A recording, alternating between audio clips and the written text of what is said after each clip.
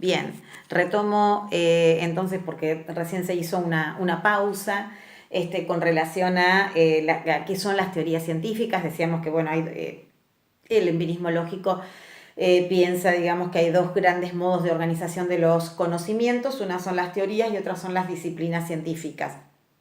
En este caso, las teorías científicas, decíamos que este concepto lo pueden identificar en Schuster, va a plantear que se trata de un conjunto de enunciados de diferentes tipos conectados por relaciones lógicas de compatibilidad e implicación que pretenden comprender y explicar determinado dominio de la realidad.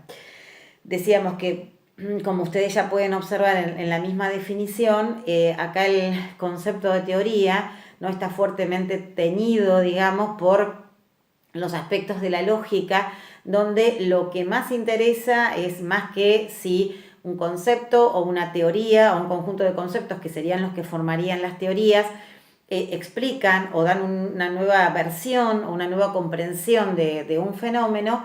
En este caso, fíjense que lo que, digamos, se pone el acento en el conjunto de hipótesis que pueden formar parte de una teoría y qué grado de relación y de implicación y de correspondencia y de consistencia tienen esas hipótesis de mayor generalidad, nivel intermedio o nivel más bajo. Siempre pensando en esa articulación teoría empiria, digamos, o teoría datos. Fíjense entonces que acá hay una idea, digamos, de teoría, más bien de tipo estructural, y donde estas teorías, además de poder ser, digamos, evaluadas desde el punto de vista lógico, ¿no? Tienen que, de alguna manera, ser, digamos, trasladadas a un lenguaje lógico-matemático, ¿no? Como las proposiciones básicamente de la lógica, en el sentido de si P, entonces Q, por lo tanto no sé qué, digamos, ¿no? Eso después se meten ahí con los libros de lógica y pueden ver los distintos razonamientos, que algunos son válidos, otros son inválidos, y que, bueno, se aplican a la construcción de estas hipótesis y luego a la correspondencia que tienen entre ellas. Entonces fíjense que acá hay una idea de que la teoría es más que en lugar de poner acento en el contenido, en el tipo de explicación, en el tipo de comprensión que puede dar una nueva hipótesis o un nuevo concepto, más bien en cómo ha sido construido y respaldado desde el punto de vista de la lógica.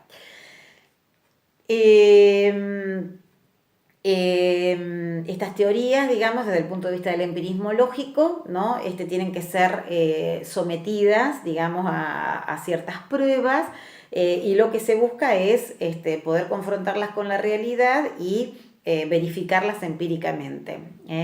Este es uno de los puntos de distinción que va a tener con Popper, porque Popper, desde el punto de vista del falsacionismo, él va a decir que la ciencia siempre lo que buscó fue confirmar sus propias teorías y sus propias hipótesis. Y que de alguna manera eso restringía el campo de búsqueda, ¿no? Entonces Popper va a decir que lo interesante es tratar de encontrar en realidad aquellos casos que de alguna manera la pongan en riesgo a la teoría, es decir, tratar de buscar aquellos casos negativos que, bueno, si esos casos, digamos, sostienen la hipótesis, es que efectivamente esa hipótesis es fuerte, digamos, ¿no? Si no, habrá que cambiarla, va a decir él. Por eso él va a decir que las teorías no son de una vez y para siempre, sino que las teorías son válidas en tanto no aparezca ningún contraejemplo que la pueda tirar abajo. Los postempiristas en esta idea van a romper con esta noción de teoría como algo único y individualizada y aislable, digamos, y van a tener una concepción más holística y estructural. Esto lo conversábamos nosotros, esto vuelvan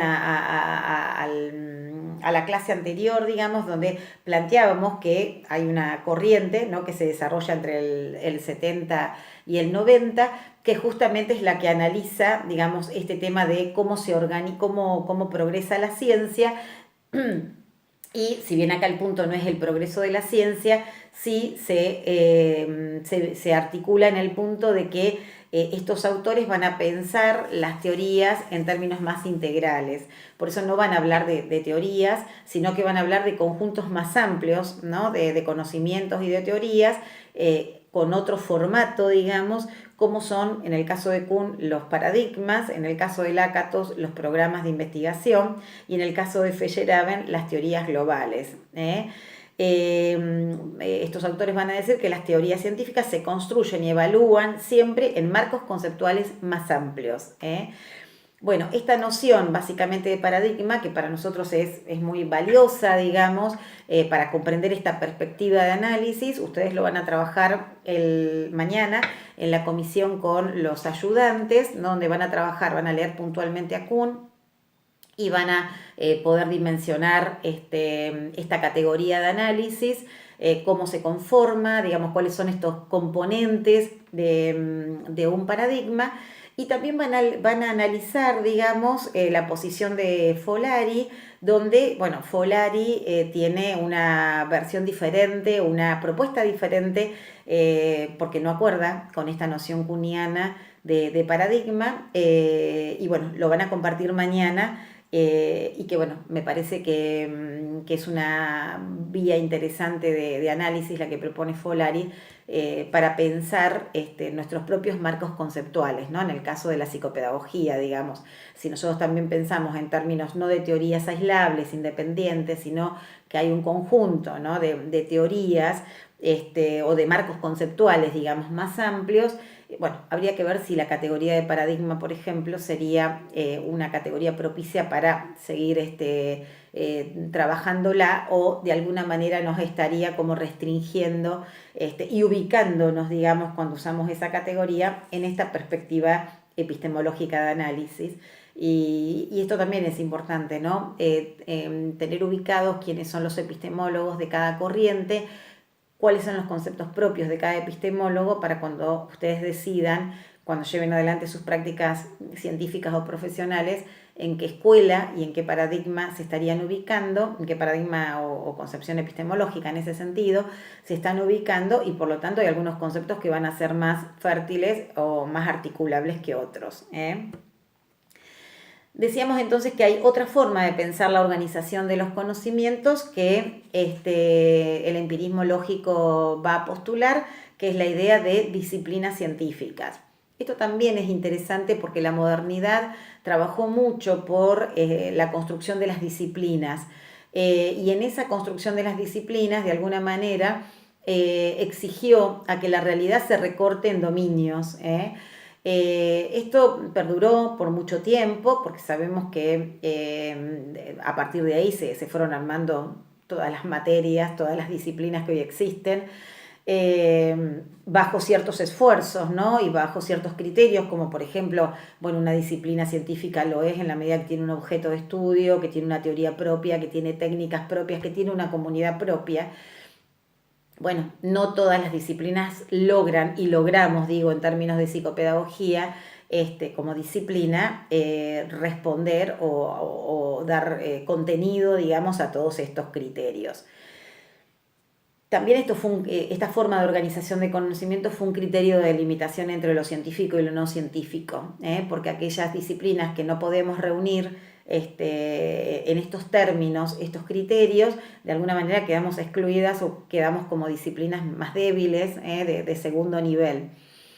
Esto hoy sería bastante cuestionable, porque hoy hay muchos teóricos y epistemólogos que en realidad están trascendiendo la disciplina, y hay un Morín que ayer en la clase anterior lo enunciábamos. Él va a postular el tema de lo transdisciplinar, lo interdisciplinar, como formas como la necesidad de organizar, digamos, de hacer circular los conocimientos frente a estos objetos que no son tan simples como se pensaban, que se piensan desde esta perspectiva epistemológica, desde el empirismo, donde se piensa que los objetos son, ¿no? Es algo que están ahí dados como una especie de realismo, que son las cosas que están dadas en la realidad y que están ahí para que nosotros las veamos, las toquemos y las exploremos, y que esos serían de alguna manera los objetos de estudio de las disciplinas. Bueno, algunas disciplinas estarán más cerca de poder recortarlas de ese modo, hay otras que no. De todos modos, ustedes también van a advertir en la lectura de la bibliografía, donde si bien los objetos pueden ser diferentes, todas las ciencias no pueden, digamos, quedar al margen de que esos objetos son construidos, no son dados tan como se plantean en la realidad, aunque estas perspectivas tratan de sostenerlo. Siempre hay un humano, siempre hay una mente, siempre hay una perspectiva, un punto de vista que está viendo y recortando las cosas de una determinada manera. Entonces digo, esta idea de disciplina también viene a establecer un criterio de limitación, y bueno, en eso todos estos autores, tanto Popper como los postempiristas, de alguna manera no la ponen en cuestión y sostienen esta noción. Bueno, ¿cómo se validan estos conocimientos que están en el marco de estas teorías y que luego están organizadas en torno a estas disciplinas, ¿no? Sabemos que una disciplina puede contener más de una teoría, digamos, si pensamos en el caso de la psicopedagogía, sabemos que la psicopedagogía se nutre de la teoría psicoanalítica, de la teoría psicogenética, de teorías sociales, de teorías antropológicas, es decir, una disciplina es más amplia y puede contener un conjunto de teorías. Bueno, ¿cómo se fundamentan, digamos, estos conocimientos? Hoy anticipábamos al inicio de este planteo a través del método científico. El empirismo lógico y Popper de alguna manera va a sostener esta cuestión. El método científico viene a ser el principal recurso, ¿sí? Para justificar estos conocimientos. Es decir, un producto científico, en la medida que uno puede dar cuenta que se construyó con este método, ¿no? Que es el método hipotético, deductivo, digamos, o experimental, ¿no? De las ciencias naturales, que serían los métodos legitimados, en la medida que un conocimiento se produjo, digamos, bajo esos marcos metodológicos, eso le da validez, le da garantía a ese conocimiento. Fíjense que nosotros seguramente, y hoy ya se apela a otro tipo de métodos en las ciencias sociales, y hoy sí están un poco más legitimados otros métodos, pero desde esta perspectiva no lo estarían, ni lo estarían actualmente, digamos, ¿no? Digamos, los que hoy están centrados en esta perspectiva van a decir que hay un solo método, que puede ser este método o puede ser el método falsacionista de Popper, digamos, que son los que en un momento puede haber estado más fuerte uno o en otro momento otro, pero estos son los métodos que legitiman la construcción de conocimiento. Cualquier otra herramienta que se utilice para construir conocimiento queda totalmente deslegitimada desde esta posición. En esto, cuando ustedes lean el texto de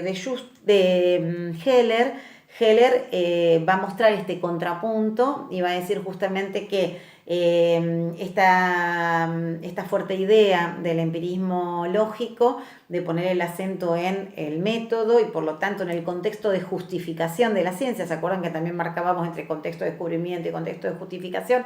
Bueno, el empirismo lógico va a poner el acento en el contexto de justificación porque es justamente el que está vinculado al método científico. Heller lo va a contraponer a la comunidad científica y va a decir, bueno, la comunidad científica es un concepto que también ustedes lo van a ver en Kuhn, porque es un concepto kuhniano, ¿no? Que también refiere a que hay una forma de organización institucional de la ciencia que es la comunidad científica. Esta comunidad científica que también ustedes van a ver que está conformada por un conjunto de científicos que pueden ser procedentes de distintas disciplinas, con distintas formaciones, pero donde todos adhieren, digamos, a ciertos marcos teóricos, a ciertos marcos metodológicos, a ciertos marcos, digamos, valorativos, ¿no? Es decir, a cierto paradigma, y están nucleados porque tienen ahí un nivel de acuerdo y de consenso respecto a cómo se hace la ciencia y desde qué lugar se la está pensando.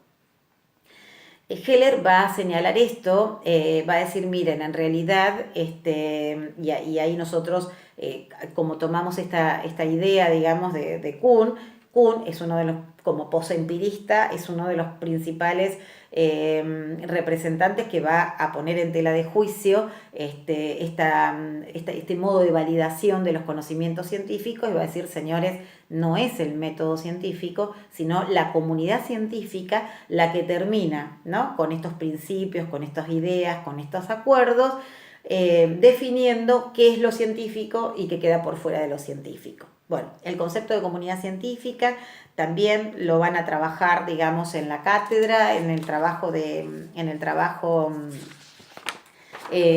práctico, así que bueno, traten de desglosarlo de la mejor manera que puedan. Bueno, el otro debate que está presente aquí es, que también el otro día lo comentamos y que lo trajimos de ciencia y conocimiento científico, es, bueno, ¿la ciencia progresa o no progresa y de qué manera? Bueno, desde el empirismo lógico se va a hablar, igual que Popper, digamos, acá van a tener un punto de conexión, que ambos van a ser continuistas, porque van a pensar que el conocimiento es lineal y acumulativo, y que en el caso de Popper va a decir se avanza por ensayo y error, mientras que Kuhn, Feyerabend, Lakatos, digamos, son rupturistas, son discontinuistas y piensan que el progreso se da por grandes cambios, o se da por grandes cambios de paradigmas, o por grandes cambios de semánticos, o por grandes cambios de programas rivales. Entonces acá, digamos, también tenemos un punto de diferencia en esta misma escuela, pero entre los empiristas Popper y los posempiristas. ¿En qué van a acordar nuevamente? Todos con respecto a un concepto de verdad. Todos van a considerar que la ciencia tiene que lograr un conocimiento único, universal, necesario, válido para todos. Por eso se habla de la verdad y no se habla de las verdades, sino que hay una sola y esa es la que se va a construir con esta forma y va a ser legitimada por una comunidad científica. Bien, estos son algunos, entonces decíamos, algunos conceptos, digamos, que son propios de esta escuela y que son pensados de esta manera. Después vamos a ir viendo en otras escuelas cómo muchos de estos conceptos se retoman y son trabajados en formas muy diferentes. ¿Cuáles serían entonces los efectos de la epistemología, de esta epistemología en el campo de las ciencias sociales y humanas? Aquí vamos a ir como recuperando algunas cosas que hemos estado conversando. En principio, el efecto, digamos, de esta epistemología, digamos, las repercusiones de esta epistemología en las ciencias sociales es que las ciencias sociales tienen que homologarse a las ciencias naturales, es decir, que en la medida que nosotros, ciencias sociales y humanas, respondamos a todos estos conceptos que recién mencionamos, ¿no?, a esta idea de verdad, a esta idea de método, a esta idea de teoría, digamos, bueno, en esa medida nosotros somos científicos y esta epistemología nos estaría avalando. Si es que logramos cumplimentar esos requisitos, ¿no?, que decíamos es altamente improbable, digamos, que lo podamos hacer. Entonces aparecen preguntas como este tipo, ¿no? ¿Cómo recortar la complejidad del mundo social de manera de hacer posible el análisis de cada una de sus partes y la búsqueda de regularidades para la formulación de leyes universales que permitan la atribución de una causalidad lineal? Es decir, ¿cómo recortar la complejidad del mundo social, este mundo, estos objetos sociales que son dinámicos, que históricamente van cambiando, contextualmente van cambiando, digamos, ciertas situaciones no se dan de la misma, ni se producen de la misma manera en Argentina, en Estados Unidos, en China, en Japón, de manera de hacer posible el análisis de cada una de sus partes, ¿no? Porque acá hay un concepto de realidad estática, simple, donde la realidad es como una especie de rompecabezas que yo puedo tener un todo que, bueno, si este es mi dominio de la realidad, recorto ese pedacito y a su vez dentro de ese pedacito puedo recortar partes, ¿no?, de mi disciplina y pensar que eso, digamos, que el recorte es posible, ¿no? Bueno, es bastante difícil pensar que los objetos complejos como la psicopedagogía, el aprendizaje como uno de sus temas, o los sujetos o el inconsciente podrían ser recortados, ¿no?, para ser analizados, ¿no? Están permanentemente en relación e interacción, entonces es como difícil pensar desde este concepto de realidad simplista que esta perspectiva epistemológica también postula. La búsqueda de regularidades. ¿Qué regularidades nosotros podemos establecer y sostener en las conductas humanas si simplemente lo pensamos en la conducta de cada uno de nosotros en lo diario y sabemos que a veces somos incoherentes, ¿no? Es decir, no podemos sostener una misma conducta hoy, mañana y pasado. Bueno, nada, habrán escuchado el gran debate que cerró hoy con el tema del aborto.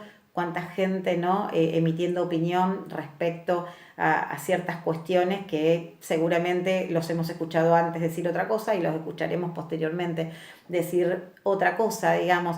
Es difícil en la conducta humana y en el paso del tiempo marcar regularidades. Tal vez en los fenómenos naturales sí, de hecho por eso se pueden predecir, ¿no?, ciertos tornados, tsunamis y demás, pero es difícil, digamos, predecir una conducta humana, y ciertas regularidades, está pasando esto, entonces va a pasar tal cosa. Estamos viendo que esta persona funciona de esta manera y esto da como consecuencia tal cosa.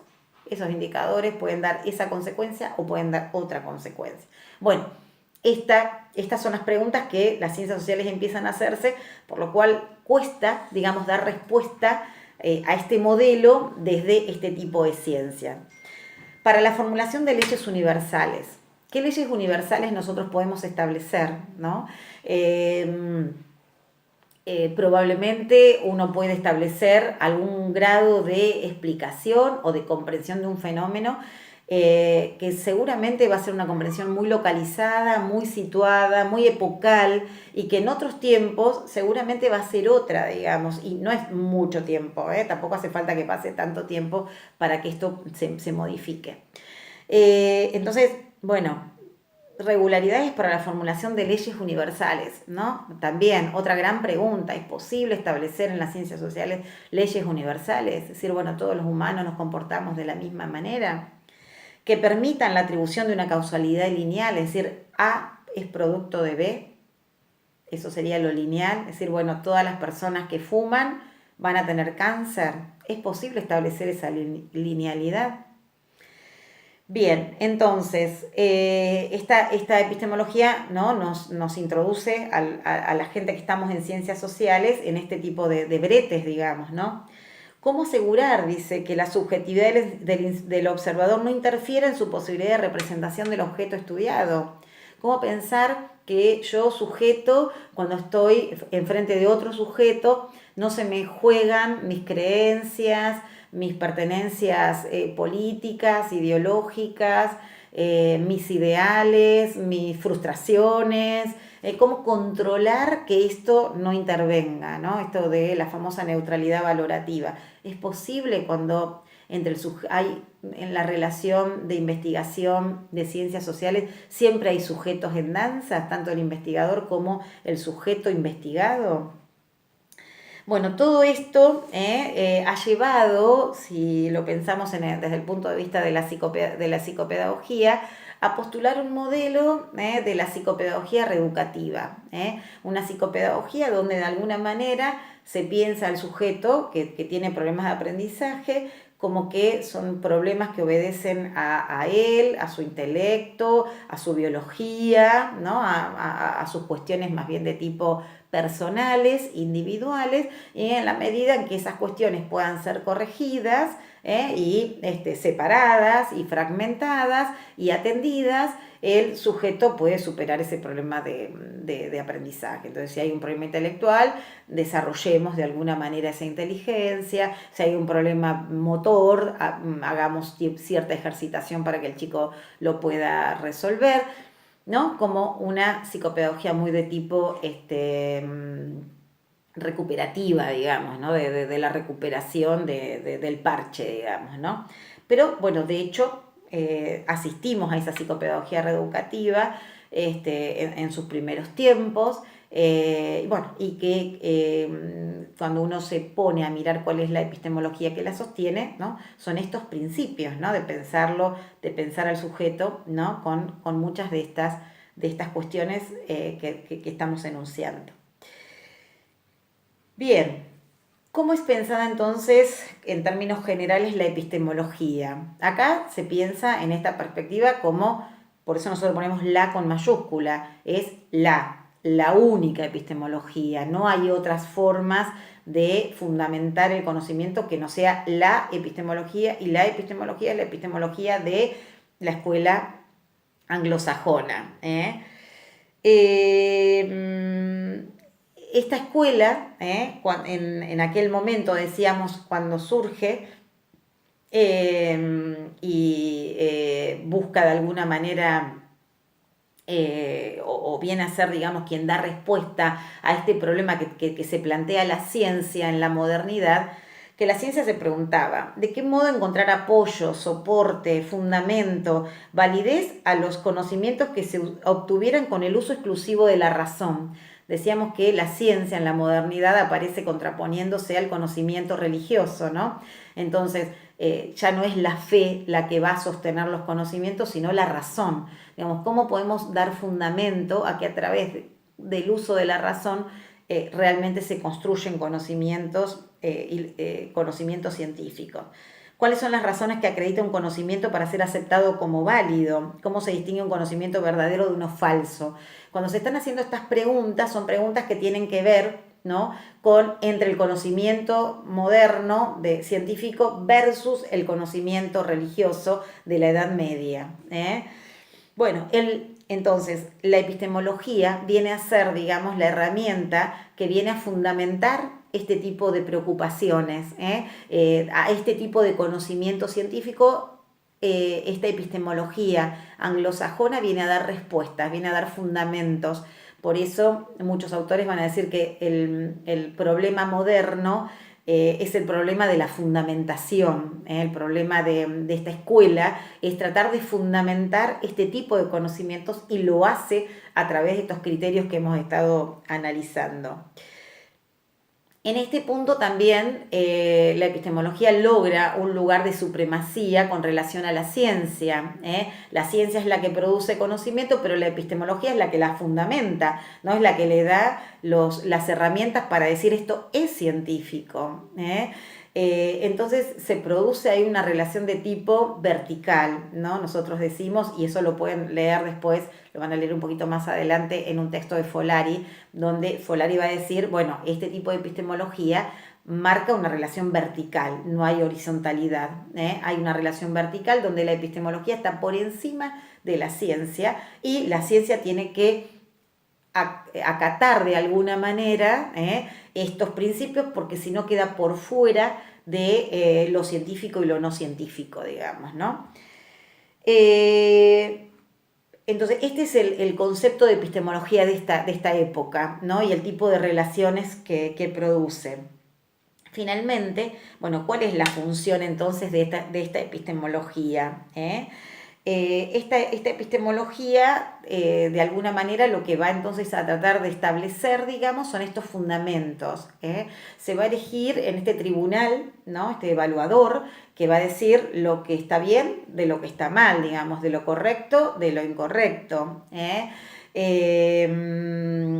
va a tener una función más bien de tipo normativa, porque, digamos, con estos criterios lo que establece son normas, y normas a ser cumplidas. Entonces, en la medida que esas normas no se cumplan, que, digamos, sería ilegal, digamos, lo que se estaría llevando adelante. Se postula una epistemología general, ya vimos en los desarrollos anteriores que estamos hablando de epistemologías disciplinares versus epistemologías generales. Acá queda bien claro, digamos, que lo que está presente es digamos, lo que se sostiene es una epistemología general, es decir, una epistemología para todos los campos disciplinares, donde tanto la matemática, la física, la psicología, la psicopedagogía, deberíamos regirnos por los mismos principios, que son estos, ¿no? Los que acabamos de presentar. Y quien no los reúna, decíamos nuevamente, quedan por fuera. Entonces se instala como un saber general, a priorístico. ¿Por qué a priorístico? Porque de alguna manera todo esto está como norma, está planteado anteriormente, entonces uno sabe, ¿no?, a qué tiene que atenerse. Es externo a la ciencia, decíamos, la epistemología está por encima de la ciencia y tiene un carácter hegemónico, es decir, esto es para todos y está por encima es un saber superior al resto. Bueno, la idea fue hoy, digamos, poder de alguna manera transmitir, ¿no?, estos conceptos de la escuela inglesa. Bueno, espero haberlo logrado y que ustedes, acompañados por el PowerPoint, puedan haber seguido esta disertación. La idea es que ahora ustedes vuelvan con las lecturas y con el análisis de todo esto a rescatar, digamos, estas proposiciones básicas de esta perspectiva y empezar a pensar, digamos, ¿no? Como decíamos recién, bueno, a ver, nosotros ya aquí les damos una orientación, pensamos que esta perspectiva epistemológica de esta escuela es la que fundamenta una psicopedagogía reeducativa, digamos, ¿no?, donde piensa a este aprendizaje como algo que es propio de un sujeto y que toda la responsabilidad está puesta ahí, digamos, donde no hay cuestiones inconscientes en juego, donde no hay tramas familiares e institucionales que pueden estar contribuyendo a que algo de este tema del aprendizaje pueda tener un lugar. Donde solamente se ha evaluado el sujeto en su estado cognitivo, en su estado emocional y demás. De hecho, los test psicológicos, cognitivos o intelectuales, digamos, apuntan, ¿no?, a medir este tipo de capacidades y de alguna manera nutren, digamos, con recursos a este tipo de epistemología. Entonces, en la medida que la psicopedagogía se maneje bajo esos términos, estaría siendo fundamentado por este tipo de epistemología. La pregunta es, bueno, ¿qué queda por fuera? ¿Qué lugar le estamos otorgando al sujeto, a ese niño, a esas familias, si adherimos a esta perspectiva epistemológica? Es decir, esto me interesaría que lo puedan analizar, que lo puedan discutir en grupo, porque cada práctica profesional, y esto el año que viene ustedes lo van a ver más detenidamente en las clínicas, están sostenidas en epistemologías, en principios epistemológicos.